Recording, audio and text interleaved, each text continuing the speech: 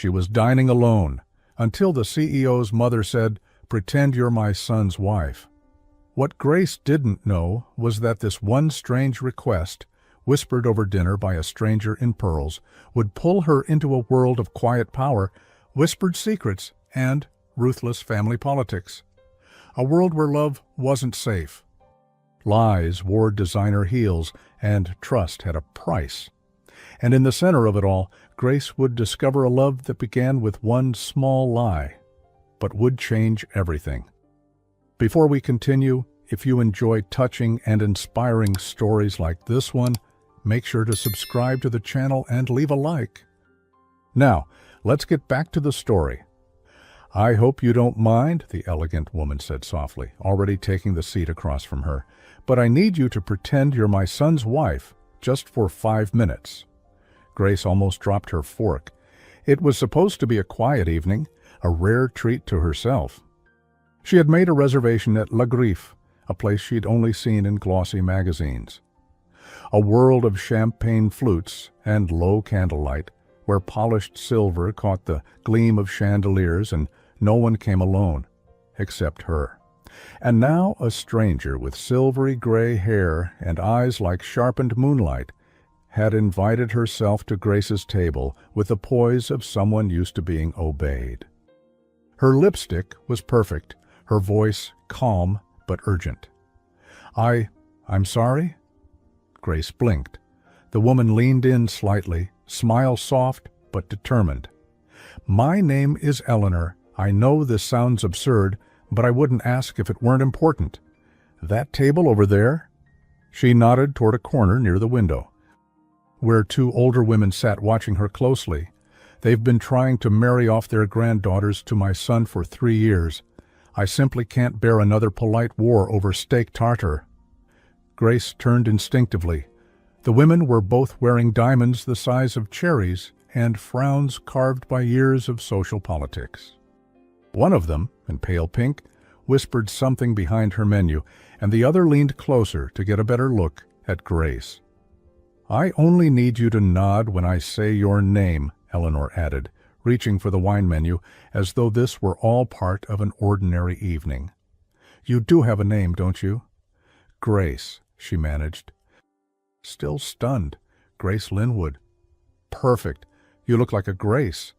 Eleanor gave a satisfied nod. "And with that dress. You're already more elegant than anything they brought to the table. Now, sit up straighter, sweetheart. They're watching." Grace's breath caught. Her instinct was to stand and walk out. But something about Eleanor's presence, regal, a touch mischievous, held her there. She hadn't been touched in months. Not really. Not since her last job interview ended in a patronizing thank you and a fake email. Not since the man she thought she'd marry decided he wanted someone less complicated. Not since her mother passed, leaving her the pearl necklace she now clutched lightly. The only thing she wore that had meaning. Eleanor poured a glass of sparkling water as if she owned the table. "So, how did you 2 meet?" she asked loudly, smiling just enough for the other women to hear. Grace hesitated. "At a bookstore," she lied softly. Eleanor chuckled, eyes twinkling. "Of course. And what did you notice first? His eyes, or the fact that he pretends not to care, but reads love poems when he thinks no one's watching?" Grace's lips curved slightly. "His silence. It was very loud." They both smiled. It was ridiculous, absolutely absurd. But for the first time in months, Grace felt noticed, like someone worth being sat with, like a woman someone might invent stories for. Their waiter approached, and Eleanor ordered for both of them, mushroom risotto and sea bass. She spoke with the confidence of someone who never needed to ask for the price. "Will he be joining you, madam?" the waiter asked. "He's just parking the car," Eleanor said with a wink at Grace. "And he's quite shy, but don't worry, he'll be here." As the waiter left, Grace laughed, softly, genuinely. "You're very good at this." Eleanor picked up her glass and tapped it gently against Grace's. "Fake it until it's true, darling. You'll be amazed what doors open when you pretend to belong." And then her eyes softened. Now, I want to ask something real. Why were you dining alone tonight?" Grace hesitated, the truth stuck in her throat. "I wanted to remember who I was," she said after a moment. "Before everything got quieter." Eleanor nodded, not asking more, just listening. They shared their meal in a strange little cocoon, Eleanor spinning half-truths with the grace of an actress, Grace responding with shy smiles and playing along, as if the table were a stage and she had finally been handed a script worth reading. And then Eleanor glanced up and froze. A tall man had just entered the restaurant, dark suit, no tie, hair brushed back with natural ease. His presence shifted the room without trying. Even the waitstaff seemed to stand a little taller. Eleanor leaned toward Grace with a subtle exhale. "Well, there he is?" Grace turned slowly, and her breath hitched. The man walking toward them had the kind of face that didn't need help from lighting. Gray-blue eyes like the edge of a storm, a jaw that could cut through apologies. And as he stepped closer, Grace realized one terrifying truth. He was looking directly at her. "Don't say anything," Eleanor whispered quickly, dabbing her lips with a napkin. "Just smile, like you've loved him your whole life." Grace did. The man stopped at the edge of their table. His eyes flicked from Eleanor to Grace. There was something unreadable in them, not quite suspicion, but not warmth either. "Mother," he said slowly. His voice was deep, steady, a question disguised as a greeting. Grace sat frozen, her hands neatly folded in her lap, heart hammering like a drum. Eleanor, as calm as ever, gestured to the empty seat beside Grace. "Adrian, darling," she said with a smile, "meet your wife." Adrian didn't sit right away. He stood there, tall, poised, eyes locked on Grace, like he was trying to solve a puzzle without showing anyone that the pieces didn't fit. Grace's spine stiffened, her hands folded more tightly in her lap. She wasn't sure what expression to hold, so she chose the safest one she knew, quiet elegance. Chin slightly lifted, a small polite smile. Her heart, though, was doing laps behind her ribs. Finally he spoke. "She's what?" Eleanor smiled, dabbing the corner of her mouth with her linen napkin like this was just another Tuesday. "Your wife, darling. Grace." She gestured with her flute of sparkling water, as though introducing a guest of honor. "She's even more beautiful in person, isn't she, Adrian?" Grace's cheeks burned. For a woman who'd spent most of her life being overlooked, it was suddenly far too bright in here. Adrian glanced around. No camera crews, no secret prank. Just the watchful eyes of the two society women in the corner, the ones who had been feeding Eleanor's patience to the wolves for years. And that was when Grace understood. This wasn't about her. This was about them. A social counterstrike, perfectly timed. Adrian exhaled through his nose, then slowly pulled out the chair beside Grace and sat, not close enough to touch, but close enough that the air between them changed. He took in the table. Grace's risotto sat mostly finished, and Eleanor's sea bass had already been cleared. His voice dropped. "I assume there's a very good reason you've created a fictional marriage in a public setting." Eleanor gave him a sweet, motherly look.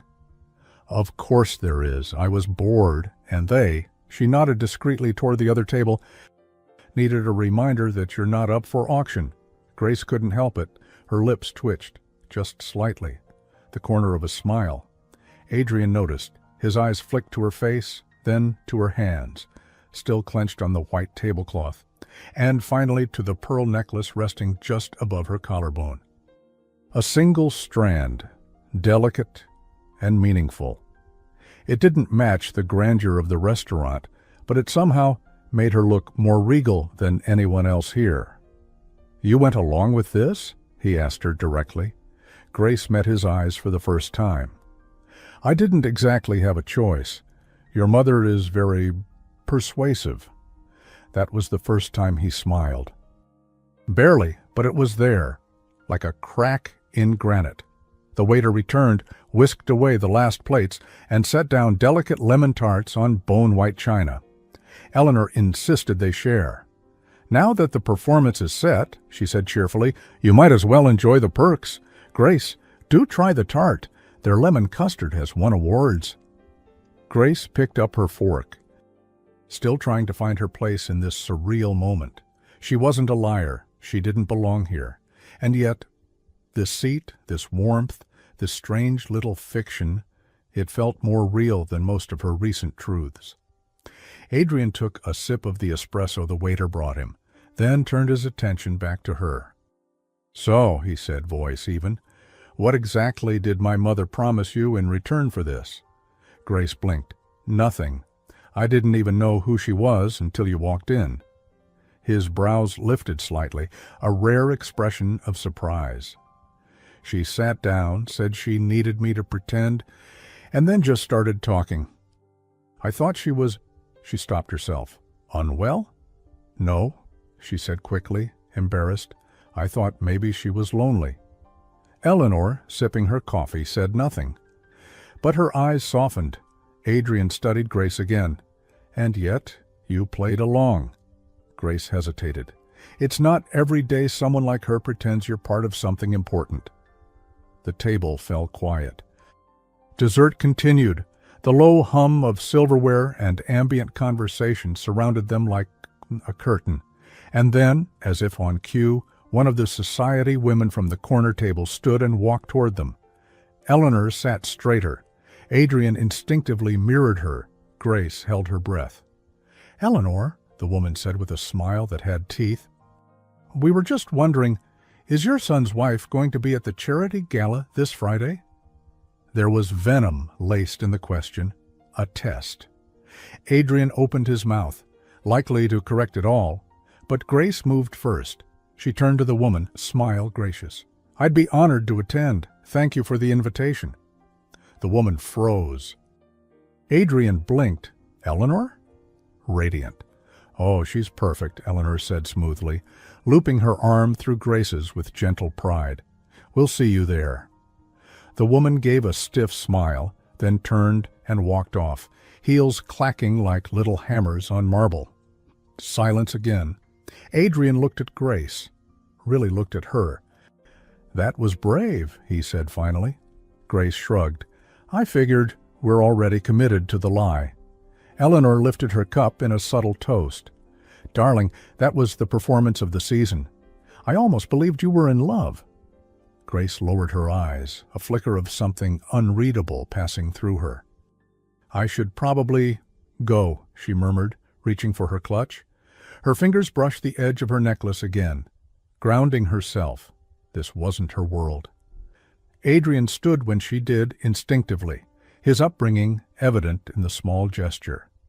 "Let me walk you out." She nodded once, softly.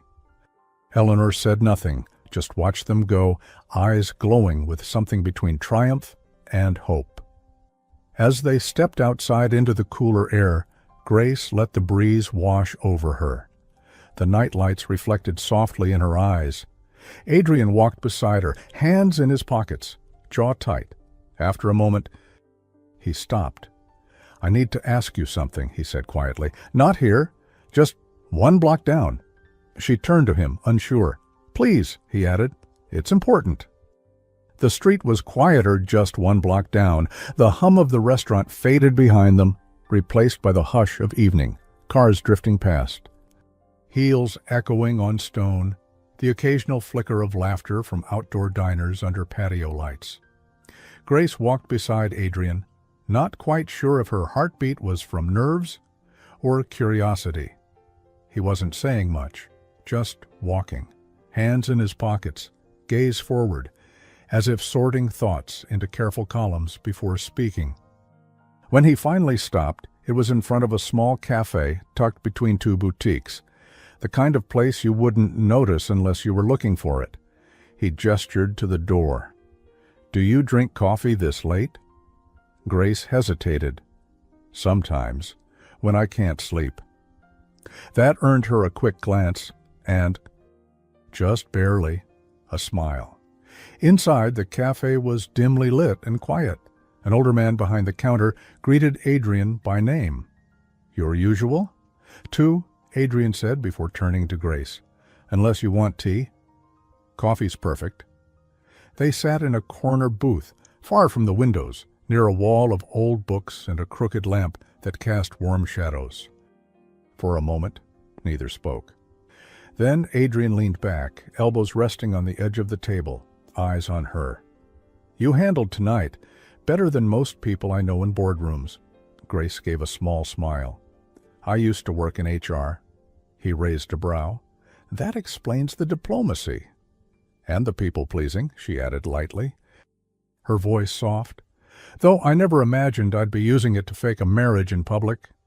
That made him chuckle, a low, surprised sound that changed the air between them. "Do you do this often?" she asked. "Let your mother invent relationships to avoid social battles?" His smile faded, though not unkindly. "She means well, but she's tired of watching people try to court me for the company name.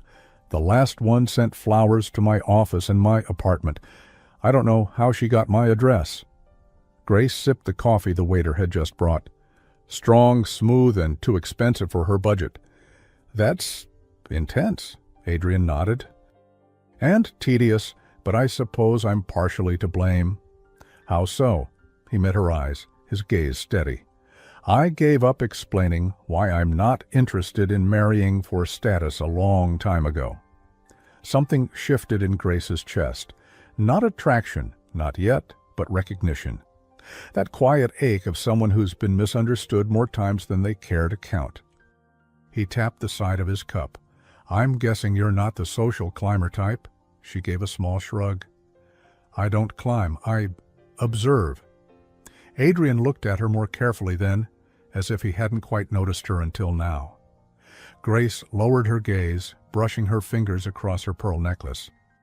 "This is my grandmother's," she said quietly. "She wore it when she met my grandfather at a train station in 1946.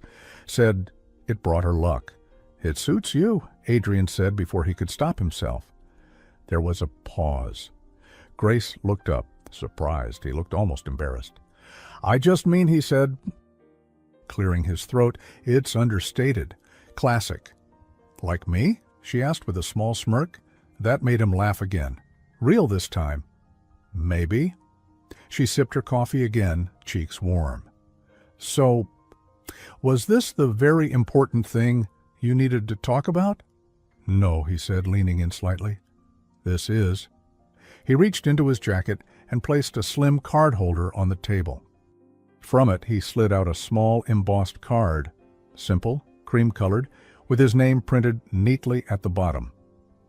"This is going to sound crazy," he said, tone lower now, "but I need a favor." Grace blinked. "Another one?" "This time I'm asking properly." He paused, weighing her reaction. "Come with me to the gala on Friday. Pretend to still be my wife, just for the night." She stared at him, caught between shock and amusement. "You're serious?" "Yes." "Why me?" He didn't blink. "Because you didn't ask for anything in return. Because you're the first person I've seen my mother actually enjoy spending time with in months.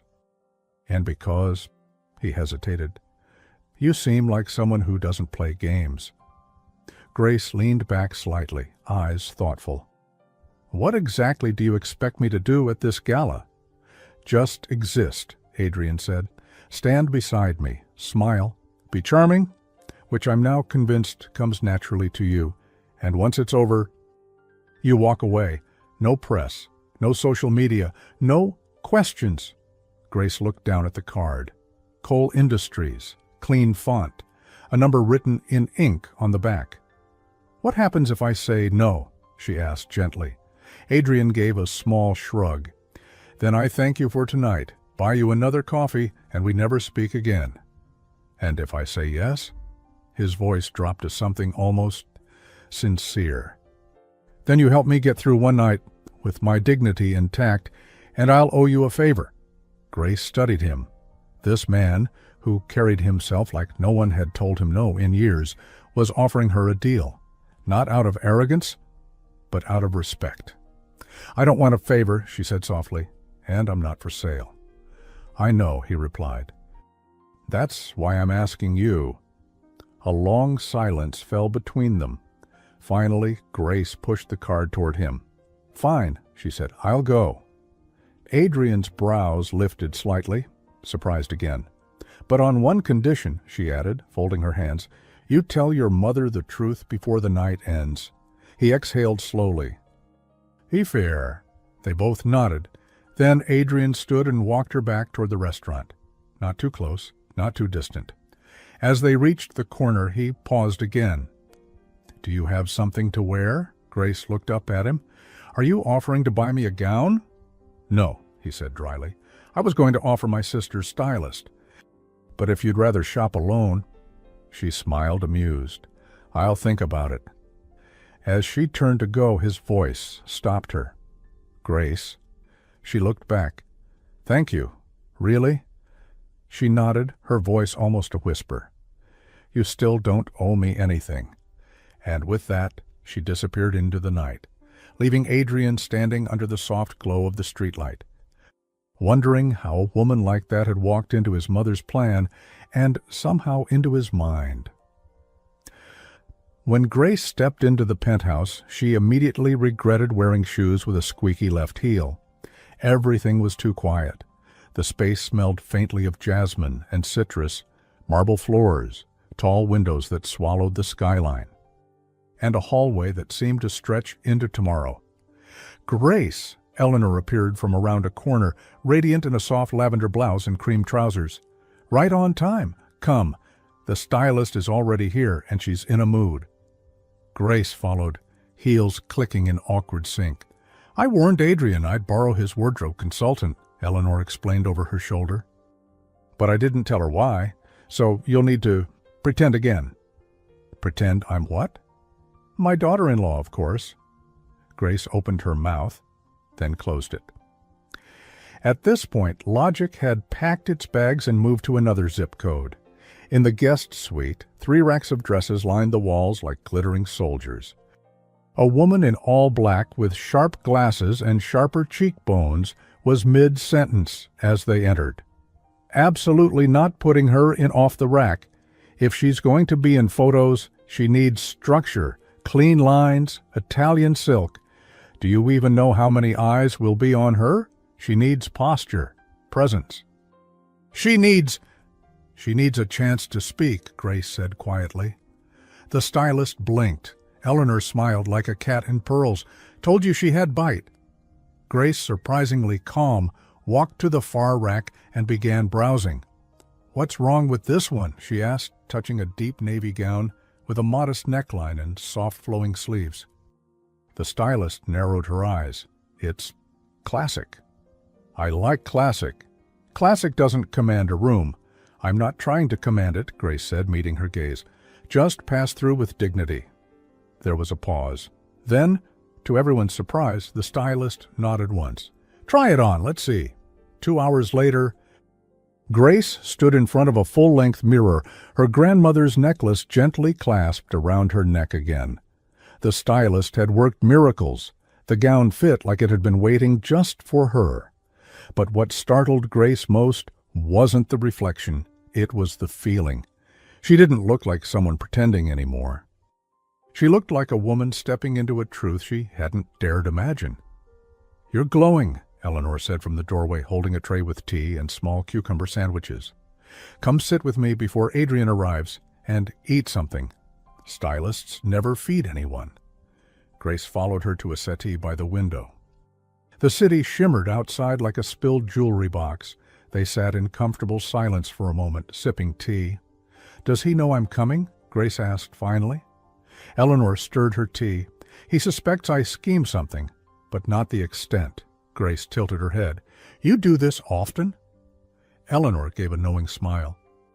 "Not in years, but there was something about you." "What?" "You didn't try to impress me. You didn't ask who I was. And you didn't flirt with Adrian. You were just present. And that's rare." Grace looked down at her hands. "I didn't expect to be noticed." "Then perhaps," Eleanor said gently, "it's time you are." A knock interrupted them. Adrian stepped in, and paused. He looked tired, like he hadn't slept well. His jacket was draped over his arm, tie loose, sleeves rolled. But when he saw Grace, his posture changed. Not dramatically, not romantically, but enough. He looked at her as if she'd shifted in his mind, like she no longer belonged in the category he had placed her in. And that startled them both. "Hi," Grace said softly, smoothing the skirt of her gown. "You're not the girl I expected," Adrian murmured before he could stop himself. Grace gave a tiny smile. "Is that a compliment?" "I'm still deciding." Eleanor cleared her throat, not subtly. "Let's have a quick bite before the madness begins." "Grace, dear, you still love salmon mousse?" "I've never had it," she replied, sitting across from Adrian at the small table, now set with tea, finger sandwiches, and delicate glass plates. "You will now," Eleanor smiled. For a moment it was warm, almost normal. They sipped. They joked gently. Adrian asked Grace about books. She asked him why he never smiled in interviews. He didn't answer, but he did smile, a real one. It lasted only a moment, but Grace caught it, and something inside her shifted again. Before they left for the gala, Eleanor excused herself to take a call. Grace stood near the hallway mirror, touching her necklace. Her heart was calm in a way she didn't expect. Adrian approached beside her. They caught eyes in the mirror. "Still sure you want to go through with this?" he asked. Grace nodded. "Are you?" He looked at her, not just her reflection, and said, "More than I was an hour ago." They stepped into the hallway just as Eleanor returned, slipping her phone into her clutch. But her smile had faded. "What's wrong?" Adrian asked. "Oh, nothing," she said too quickly. "Just work politics." But Grace caught the flicker in her eyes. And later, as the elevator doors opened, Eleanor's phone buzzed again. She didn't answer it, but the screen lit up long enough for Grace to catch one line of text. "You should know who you're sitting next to. She's not who you think." No name, no number, just the warning. Grace felt the chill before the doors even closed. The ballroom at the Astoria Grand glittered like it had never known a shadow. Crystal chandeliers spilled golden light from the ceiling, catching on sequined gowns and polished shoes. Soft music floated from a string quartet near the grand staircase, and the scent of white orchids mingled with champagne. Grace stepped inside and felt it all hit her at once. The cold hush of wealth, the subtle games, the pressure behind every smile. It was beautiful and terrifying. Adrian walked beside her, his presence steady, unreadable as always. He hadn't said much on the drive over, but now, with cameras flashing discreetly at the entrance and heads turning with barely concealed interest, he leaned toward her and murmured, "You're doing fine." Grace smiled. "Just enough." "I haven't done anything yet. You walked in. That's half the battle." Their entrance had made exactly the impact Eleanor hoped for. People turned, paused mid-sip, exchanged murmurs over cocktail glasses. Grace felt like every step echoed louder than it should, not just because of her heels, but because she wasn't supposed to be here. Not in this dress, not with this man, not with a past she never asked to be whispered about. But still, she held her head high. She glanced at Adrian, cool as ever, though she noticed the faint tension in his jaw. "Are you always this calm?" she asked under her breath. He didn't look at her. "Only when I'm pretending." She wanted to ask what he was pretending to be. But before she could, someone called out his name, sharp and deliberate. "Adrian!" The voice belonged to a woman in silver, tall, stunning, and clearly used to winning attention without asking twice. Savannah St. James. Grace didn't need an introduction. She'd read the name in online articles. Always placed strategically beside Adrian's, a family friend, a rumored former flame. And judging by the way she glided across the room, a woman who hadn't given up. "Darling," Savannah said, brushing a kiss against his cheek. Her red lips left no trace. She was too practiced for that. "You look exhausted." "Still working those 90-hour weeks?" Adrian offered a tight nod. "Savannah." "And this," she said, turning to Grace, with a practiced smile that didn't reach her eyes, "must be your elusive wife."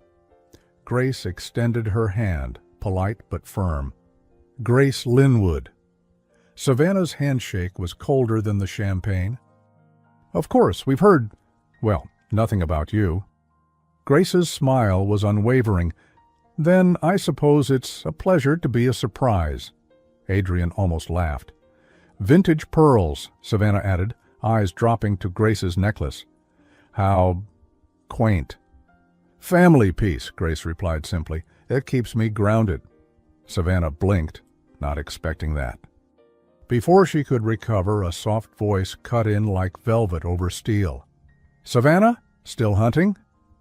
Eleanor had arrived. Grace had never been so glad to see someone. Savannah's smile stiffened, just catching up with an old friend.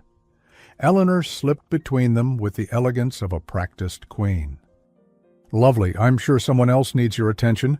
Perhaps that real estate heiress trying to find her table?" Savannah, checkmated, offered a tight nod and drifted away. Eleanor turned to Grace. "Well done. I've seen diplomats fall apart faster." Grace exhaled. "I'm not sure my heart agrees with you. Your heart is allowed to shake. Just make sure your heels don't." Together they moved through the ballroom. Conversations buzzed around them, too polished to be genuine. Names Grace didn't recognize. Faces she'd probably seen in magazines without knowing it. Everyone had that glossy, filtered look, like they'd been airbrushed in real life. Grace smiled where she needed to, nodded politely, and played her part. But she never let go of herself. When Eleanor was pulled into a conversation with the Arts Council director, Grace slipped away to breathe. She found a small alcove near the side doors where the music was muffled, and waiters passed with silver trays of hors d'oeuvres. She reached for a bite-sized pastry, goat cheese, she guessed, and let herself enjoy the quiet. That's when Adrian appeared beside her, carrying 2 champagne flutes. "Thought you might need a refill," he said. She accepted the glass with a small smile. "Is it that obvious? You're holding your glass like it's a flotation device." She laughed quietly, her fingers relaxing. "I've never seen so much gold leaf on food in my life. What is that on the duck?" "Fear." Grace smiled, leaning against the wall. "This whole thing feels like an audition." "It is," Adrian said, glancing over the crowd. "They're just not sure what role you're playing yet." "And what do you think I'm playing?" He looked at her, really looked. "I don't think you're playing at all, you threat," he said, "which is the most dangerous thing in this room." She met his eyes, the air between them thinner now. Then he cleared his throat. "You're different tonight." She tilted her head. "So are you." He hesitated. "You don't disappear. Most people do at these things. You're here, but you're still you." And that, somehow, was the most disarming thing he'd said all night. She was about to thank him when she heard it. Just behind the heavy velvet curtain by the orchestra pit, 2 women were whispering. "Used to work in HR, right? There was some mess. Got let go quietly. She dated that hedge fund guy. Remember? He dumped her and married that blonde a month later. No wonder she's clinging to Adrian. Who wouldn't?" The words stung, and somewhere beneath them, the warning echoed in her mind. "She's not who you think." Grace stood frozen. Their voices weren't loud, but the words were daggers wrapped in silk. She didn't recognize them, but they knew her, enough to recite details Grace hadn't spoken aloud in months. Adrian was still beside her, unaware. The violin swelled again, masking the gossip from most ears, but not hers. Grace didn't react, not visibly. She just took a slow sip of champagne, set the glass down on a nearby tray, and turned to look out at the glittering room. Eyes steady, shoulders back, but inside something had shifted. Someone knew her past, and they had brought it to this ballroom. Not everyone here wanted her to belong, and now she needed to decide what she was going to do about it. Grace had perfected the art of stillness. She'd learned it in boardrooms, in relationships, in hospital waiting rooms. Stillness was the mask you wore when your dignity needed armor.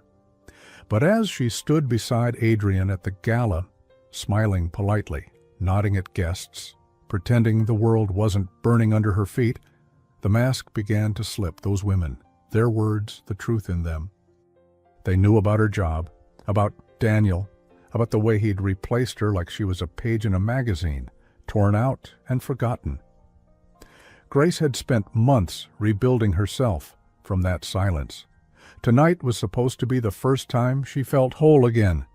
Instead, it felt like someone had reopened the door she'd closed and bolted shut. And now all eyes were watching her, not out of awe, but curiosity, the kind that sniffed out weakness like perfume. Adrian leaned in. "You're pale. What happened?" She shook her head, too smoothly. "Nothing. Grace." His voice was quiet, low enough that no one else could hear. She didn't look at him. "I need some air."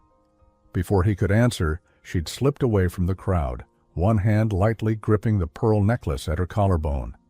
Outside, the garden behind the ballroom was mostly empty, a hidden terrace with climbing ivy, antique lanterns, and quiet fountains murmuring in the background. Grace stepped into the cool night and let the silence settle over her like a shawl.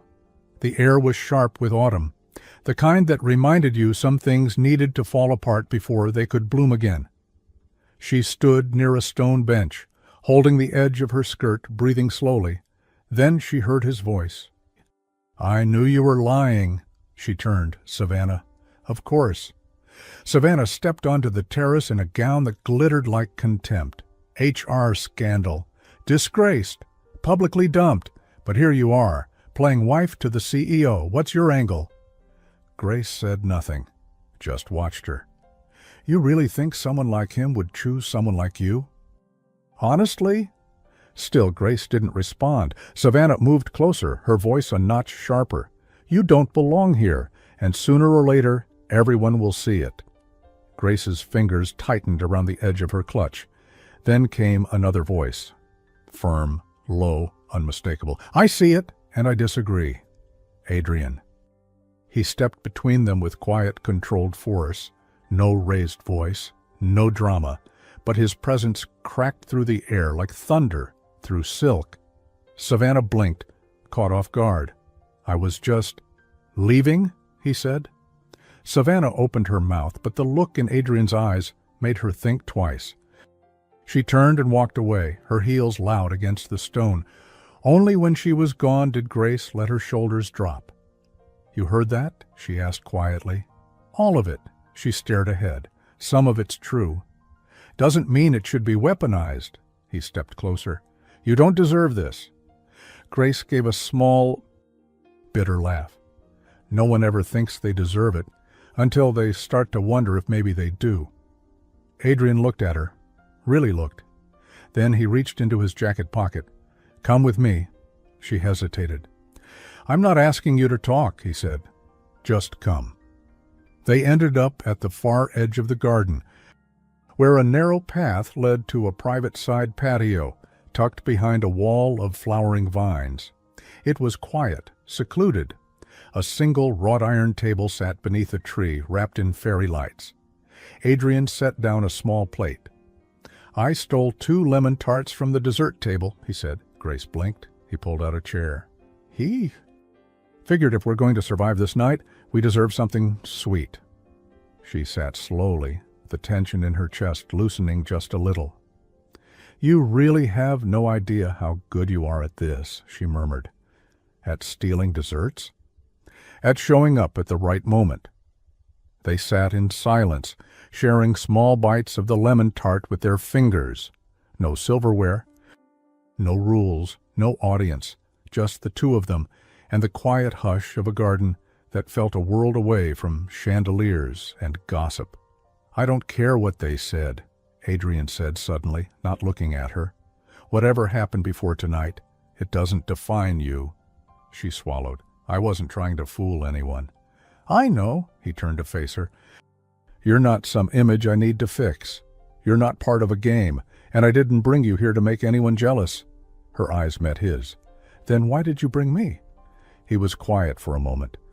"Because you make me feel like myself," he said, "and that's rare." Grace wasn't sure what to say to that. So instead, she reached for the last bite of tart and offered it to him. He took it, brushing her fingers as he did. It was nothing, and it was everything. For the first time that evening, Grace smiled. Not for a camera, not for a lie. Just smiled. But the moment didn't last. Footsteps approached. Eleanor stepped into the light, phone in hand, face unreadable. "Adrian," she said gently, "we need to talk." He stood slowly, tension crawling back into his shoulders. She glanced at Grace, her expression softening, then returned her gaze to her son. "I just received a message from an investor," she said. "They told me you're the one who leaked the Paris acquisition news last quarter." Adrian froze. Grace stared at him. "What?" he asked, voice low. Eleanor didn't blink. "Is it true?" The silence that followed wasn't just heavy. It was dangerous. Adrian didn't answer right away. He stared at his mother. His jaw clenched, hands in his pockets, the very image of a man who'd rather walk through fire than be accused of something dishonorable. But Eleanor was calm. Her eyes, sharp as polished glass, didn't blink. Grace stood a few steps away, still near the garden table, the cool night pressing against her back. She had no part in this conversation, but somehow she couldn't move. "You think I leaked the Paris deal?" Adrian asked, finally, voice low. "I didn't want to believe it," Eleanor replied, "but someone from the investor board sent me a screenshot, said it came from your account." Grace's heart tightened. She watched Adrian, how still he was, how his eyes didn't waver. "It wasn't me," he said, "and you know it." Eleanor exhaled, not in relief, in resignation. "Then you'd better prove it, because if someone's using your name, they've just made you a liability." And with that, she turned and walked back toward the ballroom. Her heels silent on the stone. Adrian stood there, silent, the shadows from the garden lights casting lines across his face. Grace didn't speak, not right away, but she stepped forward, gently, and placed one hand on his arm, not out of romance, out of quiet solidarity. "I believe you," she said. "You." Adrian looked down at her. His expression didn't soften, but something in his posture did. "Why?" he asked. "You barely know me." Grace tilted her head. "Because you look the same way I did when people started whispering about me. Like someone broke a part of your story and left you to pick up the pieces." He studied her, and in that moment something changed. The air between them wasn't just warm, it was trusting, and it scared him more than he'd admit. "I need to go back in," he said eventually. "If I leave now, it'll look worse." Grace nodded. "Go." He looked like he wanted to say more, but didn't, and then he was gone, disappearing through the carved doors and back into the world where reputation was currency. A few minutes later, Grace followed Eleanor through a private elevator to the Cole family's suite above the ballroom, a quiet refuge built for moments when appearances needed to pause. Eleanor's sitting room was warmer than Grace expected. It was a high-rise sanctuary tucked away in the Cole family's private suite atop the gala venue. Books lined the shelves. A small fireplace glowed. The carpet was a rich navy with gold accents, and the windows framed the Manhattan skyline like a painting. Eleanor poured tea with steady hands, then added 2 chocolate biscuits to a porcelain dish. "I always keep these for emergencies," she said. "Tonight qualifies." Grace offered a faint smile, still trying to find her place in all this. "I didn't mean to overhear anything," she said carefully. Eleanor waved it off. "Please, if we all waited for privacy in this world, we'd never say anything honest." They sipped in silence for a while. Then Eleanor glanced up. "You trust him?" It wasn't a question. Grace looked down at her tea, fingers curling around the cup. Yes. Even now? Grace nodded. Why? Grace reached for her necklace, fingers brushing the single strand of pearls. Because I've seen people lie to survive. He's not lying. He's protecting something. Eleanor tilted her head. And what are you protecting? Grace blinked. Eleanor leaned forward slightly, her voice quieter now. I've watched women like you vanish under the weight of other people's decisions, jobs, breakups, whispers, and yet here you are, showing up for a man who asked you to pretend to love him in public. Grace gave a soft laugh. I don't love him. Eleanor didn't smile. Not yet. The silence between them stretched, not awkward, but reflective. Then Eleanor set down her cup. I didn't bring you here because I needed a distraction. I brought you because I saw something in you Adrian forgot how to recognize. What? Character. Grace stared at her. Be careful, Eleanor added softly. If you let yourself fall, fall with your eyes open. Grace nodded once. She understood, more than Eleanor probably realized. Later that night, the gala was beginning to thin. Cars pulled up in gentle rows. Laughter floated out of open doors, and Grace found herself standing outside the coat check, waiting for the driver Adrian had quietly arranged.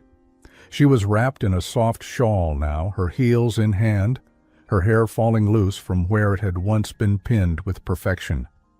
And then, from the shadows near the side exit, Adrian appeared. He looked different, not just tired, stripped back. The CEO's shell cracked, just slightly. I didn't want to leave without saying goodnight, he said. Grace smiled. Technically, you still haven't. He stepped closer. I meant what I said in the garden. You don't deserve any of this. I've survived worse, she replied gently. He shook his head. That's not the point. You shouldn't have to survive your own reputation. Grace swallowed. Neither should you. They looked at each other, really looked. And then he said something so quiet it barely touched the night air. The reason I brought you here wasn't just about my mother, she blinked. What do you mean? He hesitated, then took a small step closer. I saw you that night in the restaurant, he said. Before my mother even spoke to you, you were sitting alone. And you looked like someone who had decided to be alone, not because you wanted to, but because you didn't trust anyone else with your silence. Grace stared at him.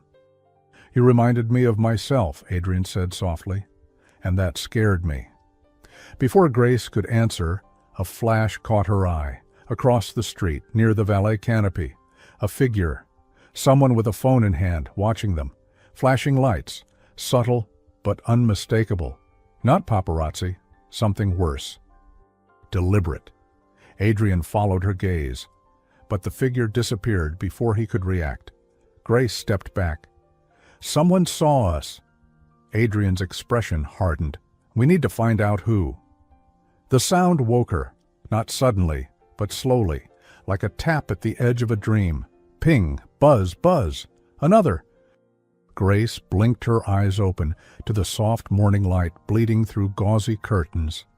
The vibration of her phone had already migrated across the nightstand like a restless insect.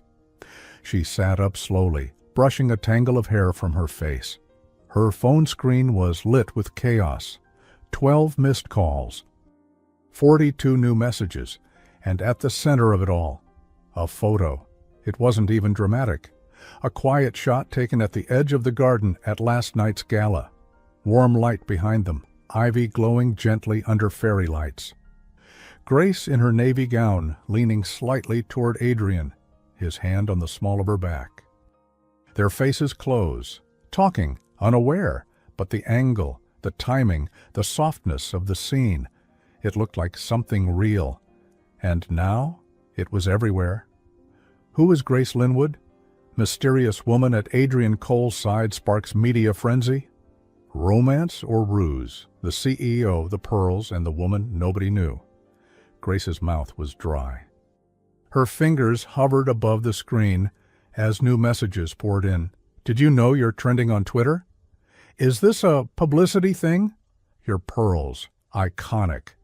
Wait, didn't she get fired last year? That one stung. Her chest tightened. She set the phone down slowly, like it might explode. Then, with shaking fingers, she reached up to her necklace, that delicate, familiar strand of pearls her grandmother had once worn through war and weddings and widowhood. The one thing that still felt like hers, and unclasped it. She laid it inside its velvet box, folded the lid closed, and whispered, "Just for today." She couldn't wear armor when it felt like the battle was inside her. It was nearly noon before the knock came. Grace had barely brushed her hair. She'd made a pot of weak tea and stared at it until it went cold. She hadn't opened the blinds, hadn't opened the texts from her cousin, or the email from the lifestyle blog requesting an interview. She checked the peephole. Adrian? Of course it was, wearing a dark sweater under a charcoal coat, hair slightly tousled, like he'd been running his hands through it all morning. In one hand, 2 paper cups of coffee. In the other, in a small paper bag from a bakery Grace loved but couldn't afford. She opened the door without a word and stepped aside. He entered quietly. "I brought bribes," he said. "One with milk, one without, I guessed." "You guessed right." Her voice was hoarse. They sat at her tiny breakfast table near the window, neither speaking for a moment. Outside, the city hummed like nothing had happened. But inside, Grace felt like her skin had been turned inside out. "I'm sorry," Adrian said finally, placing the coffee gently in front of her. She didn't respond right away. He added, "I didn't know about the photo, or who took it." Grace tore a small piece from the croissant and held it like it was too delicate to eat. "But someone did, and they wanted it seen." Adrian nodded, "And fast." Grace looked up. "You think it's tied to the leak? The Paris deal?" "Possibly. Or someone with an old grudge, or someone trying to distract." "From what?" He didn't answer right away. His jaw worked like he was choosing his next words with care. Grace leaned back, folding her arms. "You said I could disappear after the gala, that I didn't owe you anything." "You don't." "Then why are you here?" He blinked. "Because..." His voice faltered for the first time. "Because you didn't deserve to wake up and see the worst version of yourself in headlines written by people who've never met you." Her throat tightened. "I thought you'd blame me," she said quietly. "I'd never blame you for being dragged into my world," Adrian replied. She looked down at the coffee, warm, comforting, real. "I took off the necklace this morning," she whispered. He looked up. "I felt like I needed to be just me, whoever that is now." There was a pause. Adrian's voice was softer when he answered. "You were never just anything." She looked at him, really looked. His face was tired but clear, like someone who'd made a decision and wasn't running from it. They sat for a long moment, coffee cups between them, croissant crumbs scattered like a map neither of them could quite read. "You don't have to protect me," Grace said. "I know." His gaze didn't leave hers. "But maybe I want to." And that, somehow, felt heavier than all the headlines, more honest than the photo. By the time Adrian left, the air between them had changed again, softer but stretched tight like fabric in a storm. Grace watched him disappear down the hall, coat swinging gently, head bowed. Then she closed the door and turned back toward the window. Her phone buzzed again. One new email, no subject, no signature, just 4 words. "We need to talk." D. Her heart stopped. She tapped it open. Daniel, the man who broke her heart quietly, who slipped away without answers and resurfaced only through whispers and holiday engagement posts. Now he had something to say. "Grace, I saw the photo. I know it's been a long time, but there are things you don't know about what happened. I'm in town. Call me. Please." D. She stared at the screen, because if Daniel was reaching out, it meant the past wasn't buried. It meant someone had started digging. And now, everything she'd left behind might come crashing back to the surface. It took her 3 hours to decide whether to meet him. Daniel. The man who had ghosted her after 4 years together, who had left her in limbo, without closure, without kindness, who had moved on like she'd been a phase, not a person. Now he wanted to talk. Grace finally texted back, "1 hour, corner cafe, don't be late." And now she sat at a table near the window, the same one they used to share on slow Sunday mornings, stirring her tea in slow circles, while memories she didn't ask for tried to sit across from her. When Daniel arrived, he was exactly as she remembered, just a little older. Crisp suit, charcoal overcoat, that same cologne that used to cling to her pillows. "Grace," he said softly, sliding into the chair across from her like it hadn't been years. "Get to the point," she replied, eyes steady. He hesitated, then reached into his coat and placed something on the table. Her old work ID badge, the one that disappeared the week before she was let go. She blinked. "Where did you—" "They gave it to me," he said, "because I was the one who filed the internal report." Silence. Grace's hand froze over her cup. "You what?" Daniel's face was pale. "I didn't do it to hurt you. Ooh. I was pressured. The firm thought there was a conflict of interest. Us dating while you were overseeing restructuring. I should have told you. I should have fought harder." "You got me fired," she whispered, her voice calm but shaking. "I tried to protect you." "Don't say that," she snapped, louder than she meant. "You didn't protect me. You erased me. You let me believe it was my fault." Daniel's eyes dropped. "I got promoted 2 weeks later." "Of course he did." "And now you're here," she said, voice brittle. "Because I'm suddenly relevant?" "No," he said quickly. "I saw the photo. I saw the headlines. And I realized you deserved the truth before someone else spun it first." She stared at him. The betrayal landed slower this time. Not a slap, but a bruise that had never really healed. She stood. "Thank you for the truth. I won't forget it." She left her tea untouched, and she didn't look back. That afternoon, back in her apartment, Grace opened the velvet box and pulled out her necklace. She didn't put it on. She just held it in her hand, resting it in her palm, like a truth that had waited patiently to be accepted. For the first time, she didn't wear it like armor. She simply let it exist. The door buzzed minutes later. It was Eleanor, dressed in a pale gray coat, soft scarf around her neck, holding a small white box. "I brought shortbread," she said. "The kind with the flaky edges. You need that right now." Grace let her in without a word.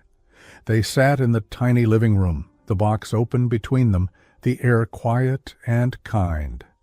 "I heard about the photo," Eleanor said softly. "And about Daniel." Grace sighed. "News travels fast in your circles." "It wasn't my circles," Eleanor said. "It was Adrian. He told me everything." Grace paused. "Everything?" "He's angrier than I've seen him in years." That surprised her. Eleanor leaned forward. "You didn't deserve what happened, back then or now. But if it helps, I think this chaos might have shaken something out of him." "Like what?" "Like the idea that a heart can stay untouched just because it's protected." They shared a quiet moment. No dramatics, no tears. Just two women who had learned that life didn't always announce its turning points. Sometimes it just delivered them. Eleanor gently pushed the shortbread box toward her. "Eat.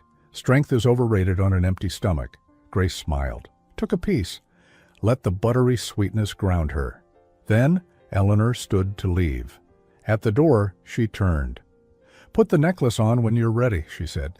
"Not because it makes you strong, but because you already are." And then she was gone. That evening, just as the sun slipped below the skyline, Grace's phone buzzed again. One new voicemail. From Adrian. She opened it slowly, pressing it to her ear. "Hey, I don't know if this is the right way to say this, but I needed you to hear it without me watching your face. You changed something in me.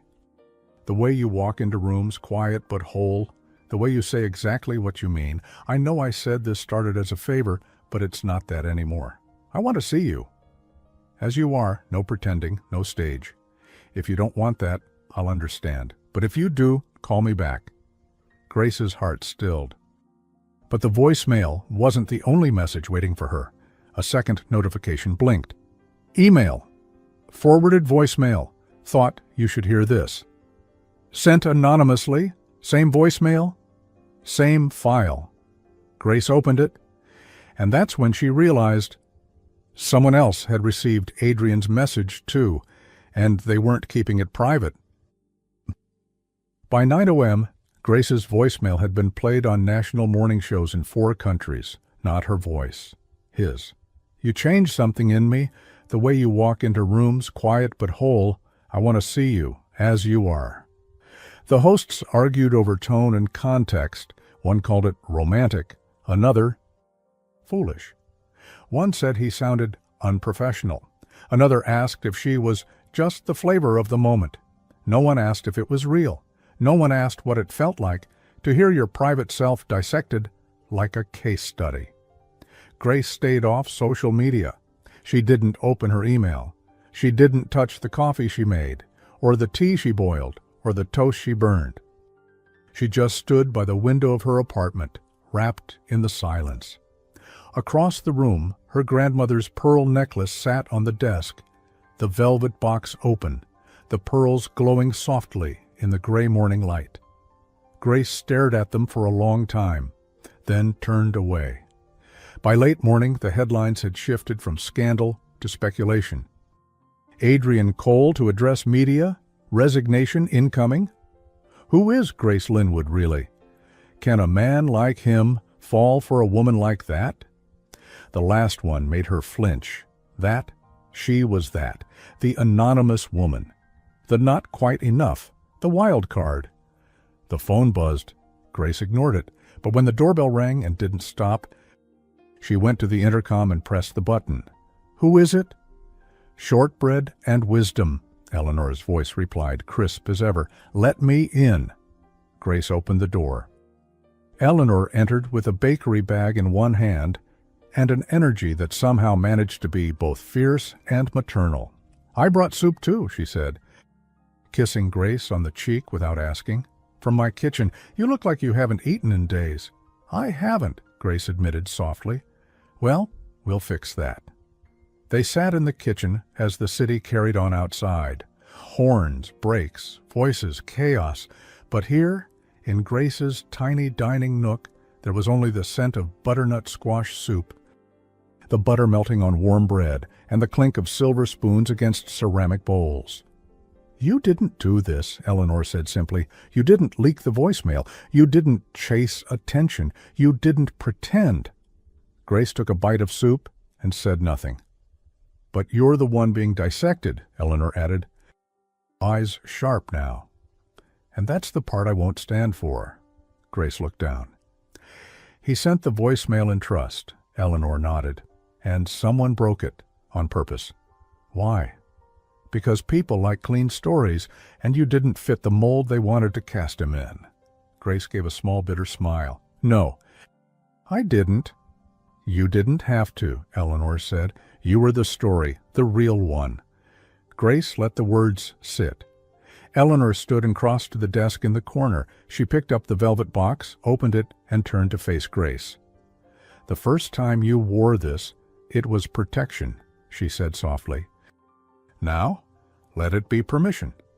Grace looked up. Permission. To be seen. To take up space. To walk into a room without apologizing. She reached for the pearls with both hands, slow, certain, clasped them around her neck, and stood taller. At 2 p.m., the press conference began. Coal Industries' top-floor lounge had been transformed into a war room. Glass walls, soft lighting, cameras angled from every side. Executives in charcoal suits sat like rows of statues. Publicists hovered behind reporters. Adrian stood behind a sleek podium, a stack of notes in his hand, though he didn't glance at them once. He looked different, calm, but not cold. More human than anyone expected. "This isn't a scripted statement," he began, "and I don't expect it to fix everything, but I need to speak plainly." The room fell still. "I sent that voicemail, every word of it. not because I was reckless, but because I finally stopped pretending. Clicks from camera shutters filled the air. Being in this position means people expect polish, control, distance, but I've learned none of those things matter without truth. He paused. There's someone I met.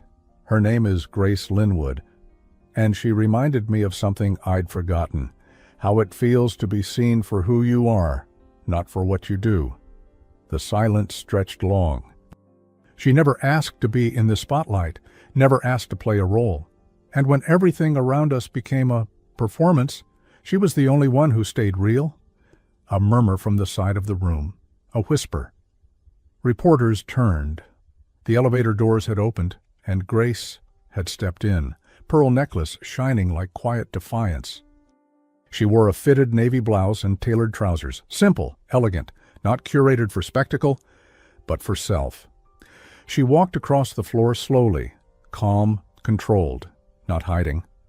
And as she moved closer, Adrian's eyes found her. He didn't blink. He didn't falter. He just smiled, softly, gratefully. Grace stopped beside the podium, looked at the press, looked at him. He turned back to the cameras. I won't apologize for loving someone who taught me how to live with honesty again, Adrian said.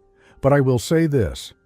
If integrity still matters in leadership, then I stand by every word of that voicemail, gasps.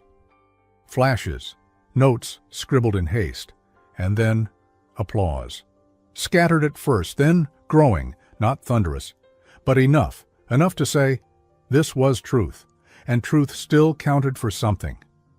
The applause echoed across the glass walls like an aftershock. Grace stood still beside Adrian, the camera flashes still chasing them. But she didn't flinch. She wasn't the story being told anymore. She was the one telling it. Adrian reached for her hand subtly. She didn't pull away. It wasn't a gesture of ownership. It wasn't performance. It was grounding. One heartbeat to another. Reporters surged with new questions. PR assistants hovered nervously at the back of the room. One of the board members, the oldest one, stood slowly, muttered something into his assistant's ear, and walked out. Eleanor stood against the far wall, arms crossed, watching, waiting. She'd seen this all before. But this time, it was personal. 10 minutes later, the room was cleared. Press exited. The board requested a private session with Adrian immediately. Eleanor intercepted them, as expected. Give him 10 minutes, she said smoothly. I believe he's earned it. They didn't argue. Grace and Adrian remained in the lounge, alone for the first time in days. No spotlight, no pretense. Just silence and the tension that lingers after two people bear too much of themselves in public. Adrian exhaled. You didn't have to come. I did, she said, because I'm not going to live my life hiding from rooms anymore. He smiled. You walked in like you owned it. I walked in like I belonged, she corrected. There's a difference. They stood in front of the city skyline, the soft hum of Manhattan beneath them. Adrian's voice dropped. This might cost me everything. Then maybe you needed something worth risking it for. He looked at her, and she didn't look away. But before either could speak again, the door opened. Eleanor stepped in, holding a thick envelope. Thought you'd want to see this before your meeting, she said, handing it to Adrian. He opened it slowly. Inside, email printouts, metadata logs, and one name highlighted in yellow, Savannah St. James. Grace frowned. What is this? Eleanor sat. Security traced the leak. It was Savannah. She had access to the server from a prior consulting role. She pulled the voicemail from internal messages using an outdated access token. Sloppy. She leaked it? Adrian's jaw tightened. She forwarded it, Eleanor said, to 3 reporters, all anonymously. But digital fingerprints don't lie. And the Peristyle leak? Grace asked. Eleanor nodded. Same sender. Savannah was trying to discredit Adrian long before this. She just didn't have a good enough narrative until you came along. Grace looked down, fingers brushing the pearls at her neck. So I was her weapon. You were her threat, Eleanor said. She just used the tools at her disposal. Women like Savannah never want the crown, just the power to decide who wears it. Adrian stood silently, scanning the pages again. You should fire her publicly, Grace said. Adrian shook his head. No, I'm going to do something worse. Grace blinked. Worse? I'm going to stop pretending she still matters. The board meeting was brief. Adrian entered with Eleanor at his side. He presented the report, outlined the digital trail, and offered them two paths. Let Savannah be the distraction. Keep things quiet. Spin the narrative.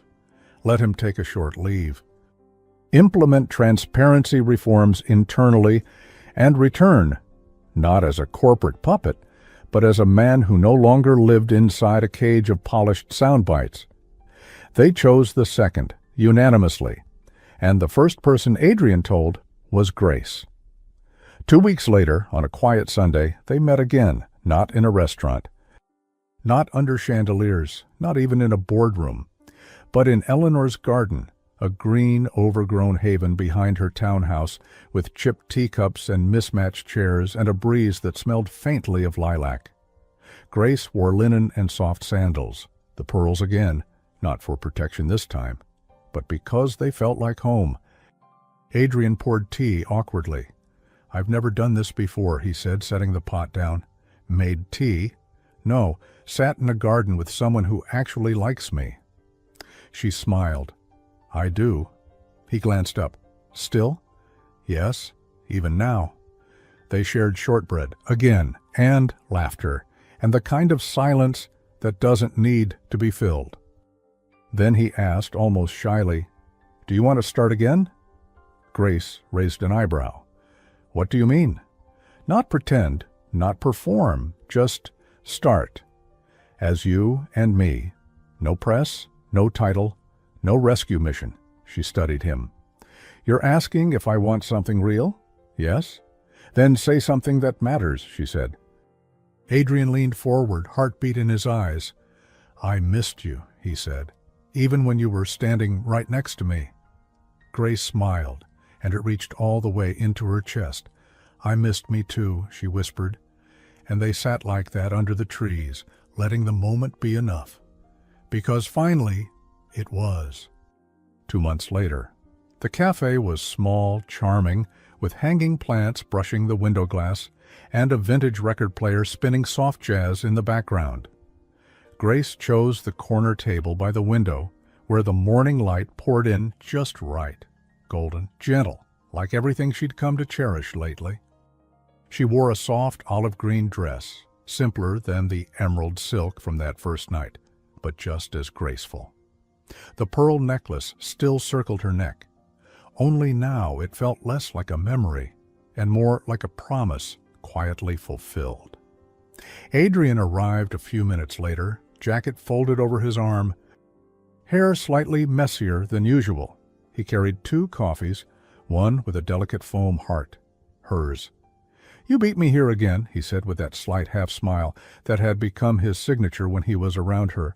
I like watching people walk in, she said. It reminds me the world doesn't revolve around us. They sat in silence for a moment. Not the awkward kind, but the rare sacred kind that comes only when 2 hearts already recognize each other. My mother texted, Adrian said, absent-mindedly tracing the rim of his cup. Said she'll never forget such a convincing actress, and that you should keep the role in case there's a sequel. Grace smiled, looking down. She's clever, she said, and strategic. I wonder if she knew all along what she was doing. She didn't, Grace replied, but she hoped. Sometimes love is just that, hoping that a good lie might lead to an even better truth. Outside, trees swayed gently. A child ran past with a bright blue balloon. An old man waved to someone at the counter. Life moved on, and so did they, quietly, together. Adrian reached across the table. He didn't speak, didn't ask for anything. He simply offered his hand, as if to say, if you want to keep going, this time it's by choice, not pretense. Grace placed her hand over his. There was no applause, no grand gesture, no promises of forever. But it was real. Sometimes the most unbelievable lie is just the path truth takes to reach us. And real love doesn't need to shout to be heard. It just needs time, dignity, and a heart willing to stay. In the end, Grace didn't just move past the gossip. She quietly rose above it. She didn't need anyone to defend her. She just needed the space to be seen for who she truly was. And Adrian? He didn't fall for the image everyone expected. He fell for the truth she never tried to hide. And somehow, that changed everything. The end. What about you? Do you believe a love like this can begin with one unexpected moment? Tell us in the comments.